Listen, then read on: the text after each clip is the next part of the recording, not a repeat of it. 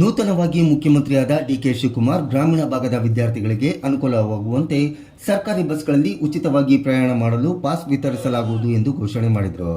ಈ ಹಿನ್ನೆಲೆ ಇಂದು ಶಿವಮೊಗ್ಗದ ಸರ್ಕಾರಿ ಪ್ರಥಮ ದರ್ಜೆ ಪಿಯು ಕಾಲೇಜಿನಲ್ಲಿ ಎನ್ಎಸ್ಯುಐ ಶಿವಮೊಗ್ಗ ಜಿಲ್ಲಾ ಘಟಕದ ವತಿಯಿಂದ ವಿದ್ಯಾರ್ಥಿಗಳಿಗೆ ಸಿಹಿ ಹಂಚಿ ಸಂಭ್ರಮಿಸಲಾಯಿತು. ಬಸ್ಸಿಗಾಗಿ ಸಾವಿರಾರು ರೂಪಾಯಿಗಳನ್ನು ವ್ಯಯ ಮಾಡುತ್ತಿದ್ದ ವಿದ್ಯಾರ್ಥಿಗಳು ಎನ್ಎಸ್ಯುಐ ಜಿಲ್ಲಾಧ್ಯಕ್ಷ ವಿಜಯ್ ಕುಮಾರ್ ನೇತೃತ್ವದಲ್ಲಿ ಆಯೋಜಿಸಿದ್ದ ಸಂಭ್ರಮಾಚರಣೆಯಲ್ಲಿ ಪಾಲ್ಗೊಂಡು ಹರ್ಷ ವ್ಯಕ್ತಪಡಿಸಿದರು.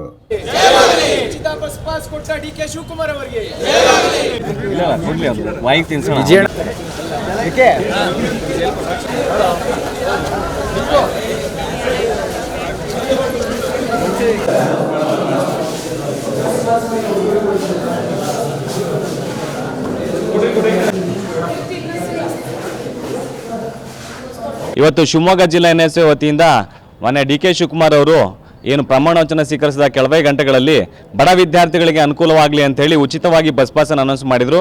ಅದರ ಅಂಗವಾಗಿ ಇವತ್ತು ಸರ್ಕಾರಿ ಕಾಲೇಜಿನಲ್ಲಿ ಇವತ್ತು ಸಿಹಿಯನ್ನು ಹಂಚಿಕೆ ಮಾಡ್ತಾ ಇದ್ದೀವಿ.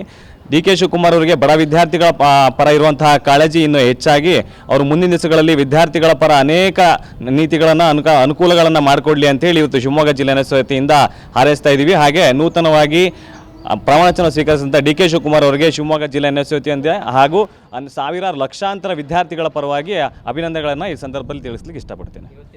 ಇವತ್ತು ಶಿವಮೊಗ್ಗ ಸರ್ಕಾರಿ ಕಾಲೇಜಿನಲ್ಲಿ ವಿದ್ಯಾರ್ಥಿಗಳಿಗೆ ಸಿಹಿ ಹಂಚುವ ಮುಖಾಂತರ ನಾವು ಅವ್ರು ಏನು ವಿದ್ಯಾರ್ಥಿಗಳಿಗೆ ಬಸ್ ಪಾಸನ್ನು ಅನೌನ್ಸ್ ಮಾಡಿದ್ರು ಅಥವಾ ಸಂಭ್ರಮಾಚರಣೆಯನ್ನು ಇವತ್ತು ಕಾಲೇಜಿನಲ್ಲಿ ಮಾಡ್ತಾ ಇದ್ದೀವಿ.